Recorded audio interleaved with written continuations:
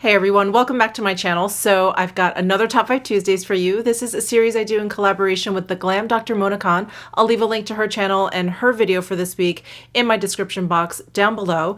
Today we are talking about our top 5 recent fails. It seems weird to say top fails, but these are our top 5 recent fails. So if you're interested in hearing about 5 products that have not worked for me recently, then just keep on watching. All right. I'm going to start small and go big. So the first fail is one that I posted on Instagram. I posted on Instagram stories. I think I even mentioned here a couple of times. So this is probably not a surprise to you unless of course you're new here. If you're new here, welcome. My name is Michelle. But this is a very disappointing fail. So this is the Shiseido face brush. Buffing brush. I'm sorry, I can't remember the name and I've already thrown out the box, but it's very, very identifiable by its red bristles, its sort of diamond cut shape here, and then it has this fingertip-like silicone thing at one end. So this did not work out very well for me. It was too weird. It really didn't do much. I'd still have to go in and kind of like blend something out with my finger, or basically I think do what this was supposed to do. I would kind of have to do on my own anyway. So that's number one. Number two was that these bristles bled a lot the first time I used it with a liquid product, and the description of this brush says that you should be able to use this with liquid and powders. And when I washed it, all this red dye came out of it. So that was really, really disturbing. So I really haven't used this brush since, and I'm just not a fan of it. Sorry, Shiseido, not a fan of your brush. All right, next up is these liquid lips, and these are from Dior. And I bought 3 at once, which was just a bad idea. I bought 3 before I knew whether or not I liked it. What I didn't take into account is the scent. The fragrance of these liquid lips is fairly strong. They're not the strongest lip scent ever, but it happens to be a scent that really bothers me. It makes me nauseous. It's like a very kind of like fake floral, sweet kind of scent, but then like on the lips, they're very, very bitter. I don't know. I just really, really dislike whatever fragrance they use in these liquid lips. They're just really awful. And it's a shame because I really, really like the 3 shades that I got. They're like metallic. One is like a holographic, one is like a rose gold, and one's like a bronze. And I was really excited for these, but I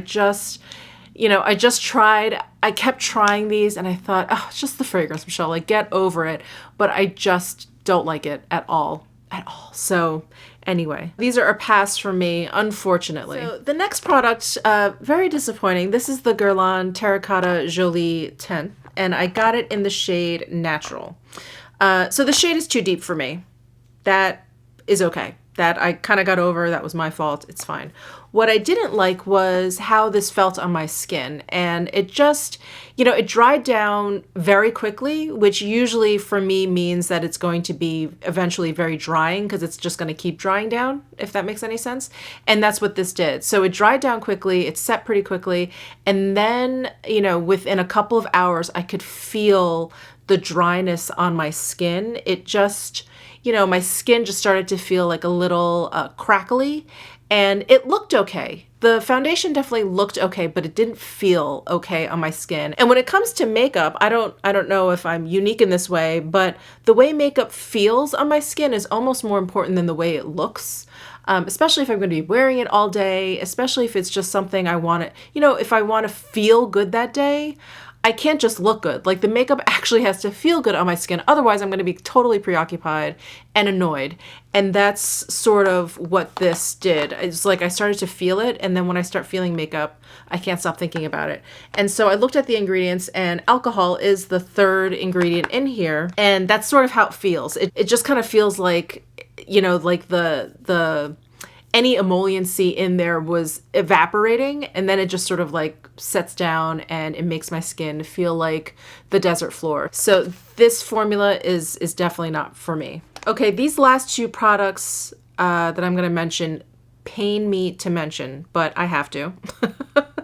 So the next one is the Charlotte Tilbury loose powders.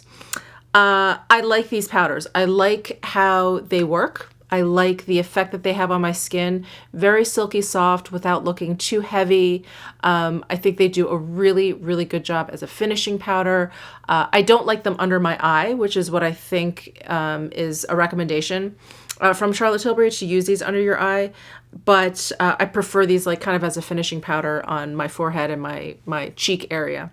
What I don't like about these powders is the smell. Again, it's like if a smell is just bad to me, I don't want to have anything to do with the product. I don't even know how to describe it. It smells like foot. It just smells terrible. And I know Charlotte Tilbury's response was that these are the skincare products in here, and she didn't want to add, I think, too many fragrances to cover it up. And I get that. And again, this was another one I'm like, well, I'm just going to keep using it. You know, it's okay, Michelle. It just smells bad. No big deal.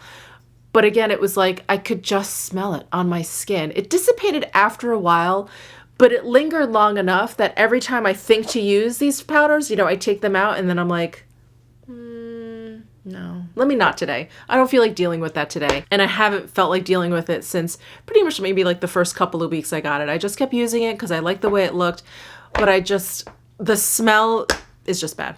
It's just bad. And I know a lot of people have mentioned it in their reviews, and they talked about it. No one seems quite as bothered by it as I am, but it's kind of, it's been a deal breaker for me. So I'm sorry, Charlotte. I love your products, but this just smells bad. Okay, last but not least, this really pains me.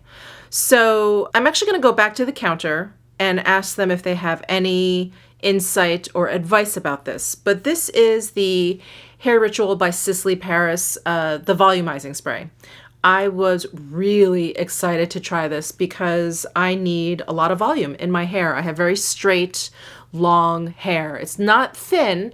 My hair is actually pretty coarse, but I don't have a lot of it. And so I need volume. And the Hair Ritual by Sisley Paris, their revitalizing scalp serum, that is like one of my holy grail hair care items. I think it has done wonders for my hair. It's done wonders for my scalp. So again, I had really, really high hopes for this, but this did the exact opposite. It actually made my hair really kind of flat. It says to apply to damp hair prior to blow drying and styling. Hold bottle 8 inches away and spray in sections onto the top, back, and sides of head while lifting the hair. So that's what I did. You know, my hair would be towel dried, and right before I would go and blow dry it, I would spray, you know, I would do exactly what they said, lift up sections, you know, hold it 8 inches away, spritz it. And at first I thought, okay, maybe I'm using too much. You know, when you use too much of a product, whatever it is, it's going to weigh your hair down. So I thought, okay, at first I was using too much. So I would spray like less, you know, maybe just one section, maybe just at the crown of my head, you know, and it just didn't work. And then I tried doing it when my hair was like a little bit drier. It just didn't work. I tried doing it when my hair was a little bit wetter. It just didn't work. My hair, every single time, no matter what I did with it, no matter how I styled it, it just weighed my hair down. It just made my hair look really flat. So I am going to go back to the counter because I still have very high hopes for this because I love Sisley and I love this Hair Ritual line. It's really great. So it's hard for me to believe that this is not working, but sometimes there's a dud. I gotta say it. Sometimes there's a dud. And if I somehow can get this to work, I will definitely come back and tell you all about it. So unfortunately, at the moment, this is a fail. So that is it for my top 5 recent fails. I hope you enjoyed this video. Definitely check out the Glam Dr. Mona Khan's video. I'm anxious to see what her fails are. We actually haven't talked about what our picks were for this week. So give this video a thumbs up if you enjoyed it, and comment down below if you have come across any fails. Help a sister out. I would love to avoid any crappy products out there, and subscribe before you leave. I would love that, and I'll see you in my next video.